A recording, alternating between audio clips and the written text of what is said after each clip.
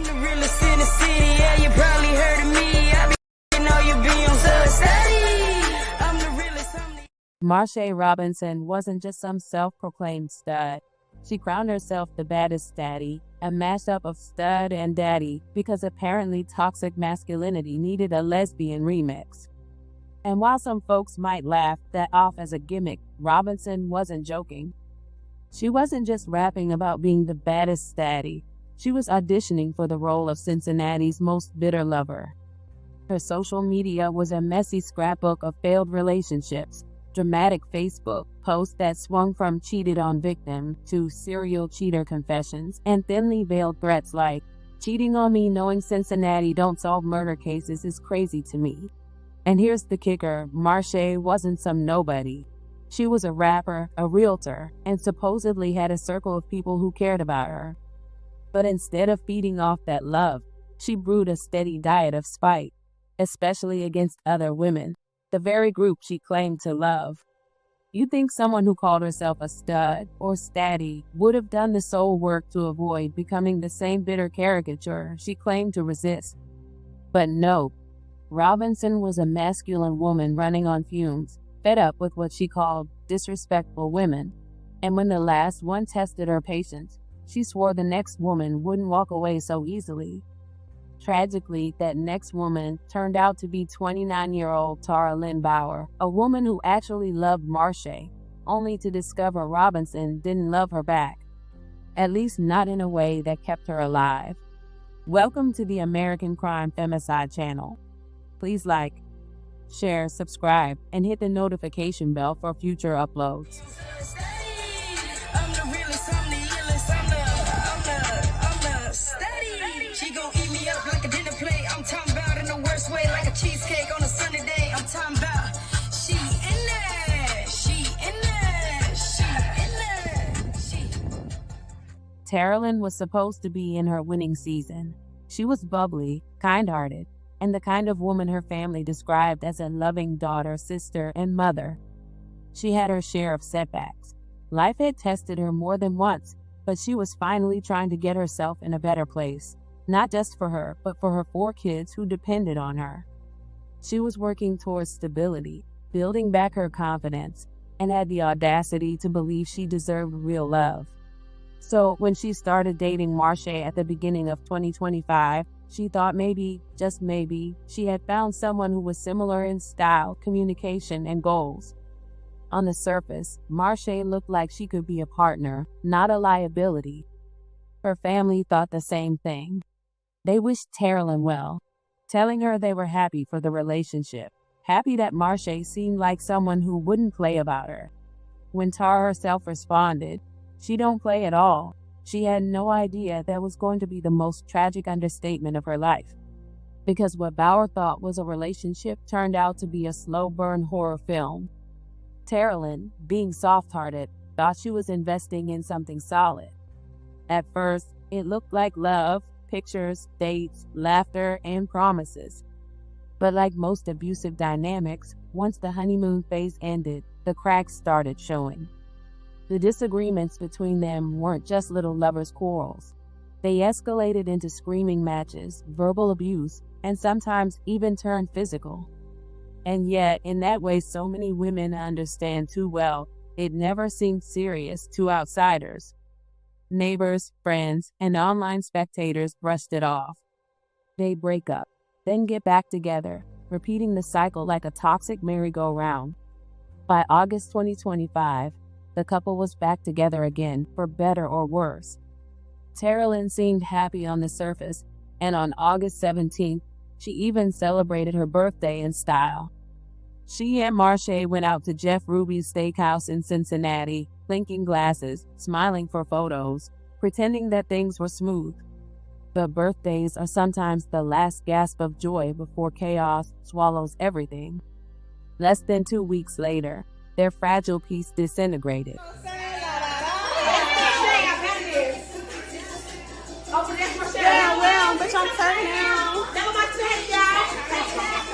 Why she talking about that girl her STADDY?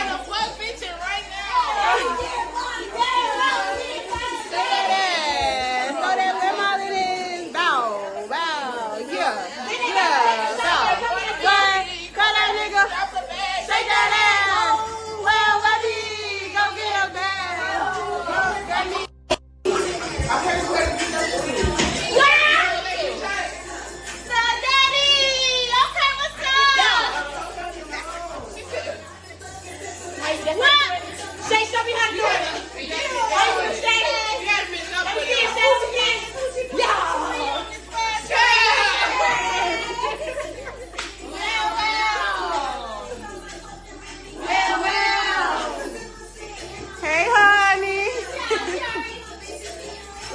Hey, y'all.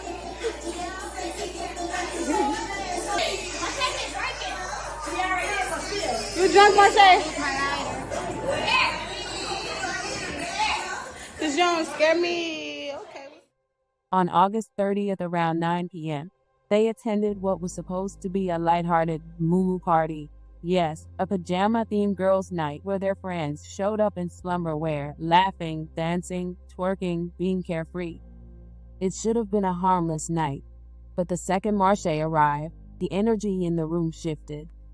She showed up angry, her face hard, her spirit heavier than the liquor in everyone's cups. The once festive mood dimmed, the twerking slowed, the good vibes only banner practically curled up and died. People pulled her aside, asking why she was even there, questioning the storm cloud she dragged into the room. Eric, why you ain't shaking that tutu? Look at her, she been fucked up. She drunk as hell.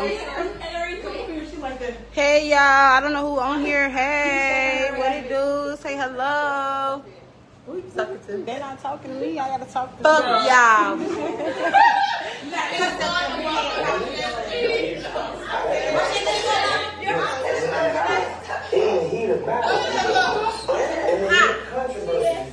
see your phone.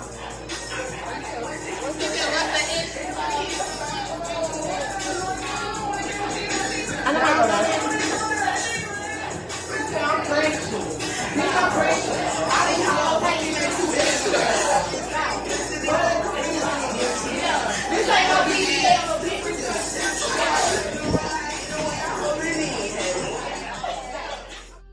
Still, the two stuck together. After the party, they lingered at Robinson's friend's house until the early morning, then headed home.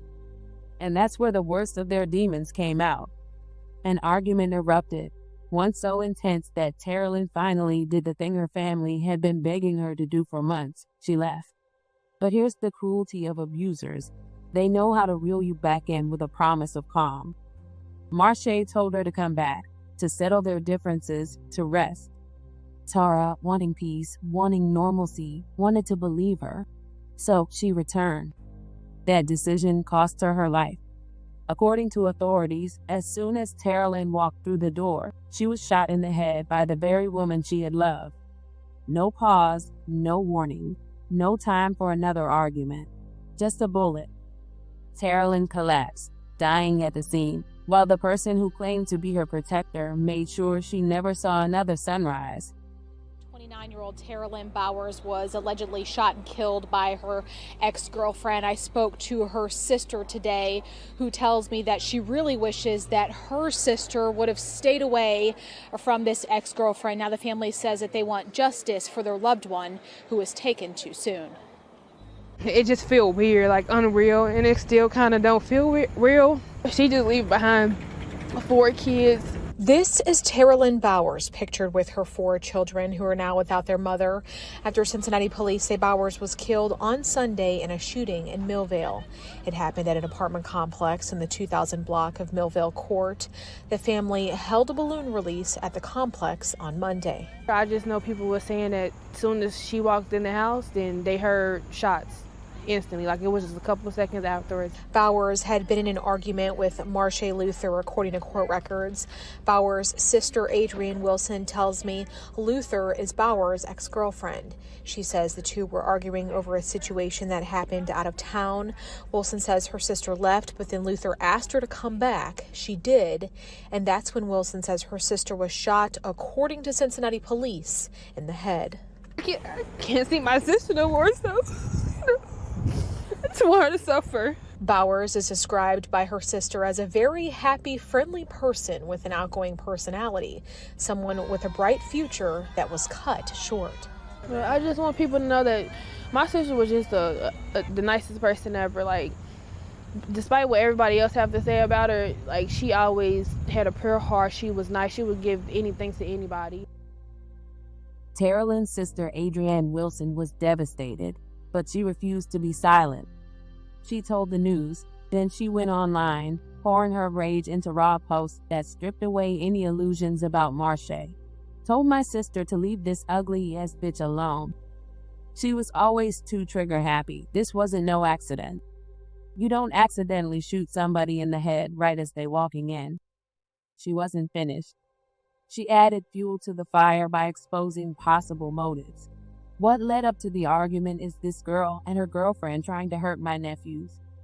That Alexis girl, not innocent at all. She was very much jealous of my sister. When I say Marshay painted a picture like she was this sweet person on her shit and wanted the best for my sister when she came around, I just didn't believe none of it. I don't know. Something always seems sketchy about a bitch who swears she a realtor but work at Subway. That last line cut like a blade. Because yes, Marshay had spent months branding herself as this realtor, this hustler, this go-getter, while people quietly whispered that the boss lady title didn't match her real grind. Adrian was done with illusions. Her grief was fire, and she wanted the world to see Marshay for what she was, a fraud who left her sister dead. Adrian's final posts were heart-shattering. My sister wasn't surrounded by anybody who loved her when she was dying, and it makes me so mad. All I could do was stand outside while she laid on someone's floor for hours, dead. I just want to hold my baby so bad. I need her here with me. My heart is heavy, and I'm filled with nothing but anger. Never thought in a million years my sister would be gone. Marshay was arrested shortly after and pleaded not guilty. Well, prosecutors say 25-year-old Marshay Luther shot and killed her ex-girlfriend, 29-year-old Taralynn Bower. And today in court, prosecutors argued for a high bond, saying the two women were in a verbal dispute that escalated to Bowers being shot and killed. They say the victim didn't have a firearm, only mace. There's no word on what led up to the argument. Luther pleaded not guilty to murder. Luther's attorney asked the judge to consider a bond of $100,000 at 10%. Her attorney says there's a lot more to this story and that Luther was defending herself. I would just note again, she's got absolutely no history. She's lived in the area for her entire life. There's nothing to suggest that she is a flight risk.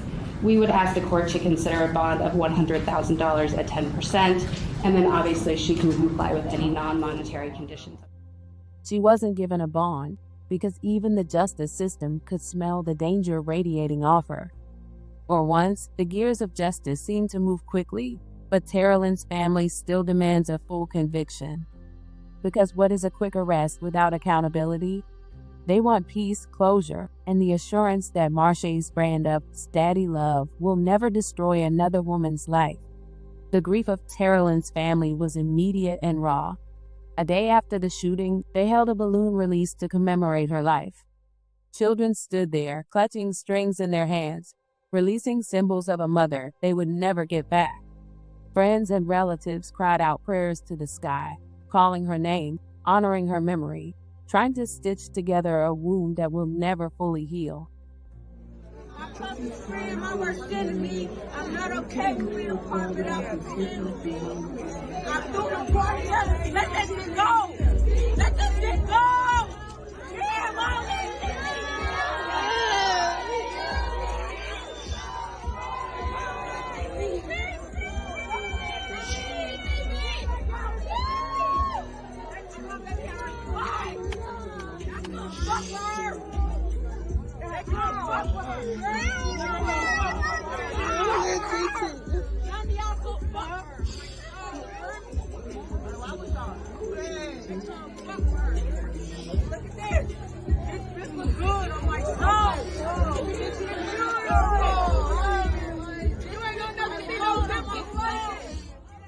Taralynn was just about to start nursing school. She was on the brink of a new chapter, one her children desperately needed her to write. Instead, they are left with silence, questions, and the hollow ache of why. And what about Marshay? She sits behind bars, staring into the same cameras she once used to flash her baddest STADDY persona, now looking pitiful and drained, as if she didn't commit the very crime that shattered an entire family. She built her life around the idea of control, but in the end, she couldn't control herself. She had the audacity to act surprised, to carry herself like a misunderstood victim, when the truth is she was a walking red flag with demonic eyes and a poisonous spirit. Here's the cool irony. Marshay claimed she wanted love, claimed she wanted loyalty. But what she really wanted was domination.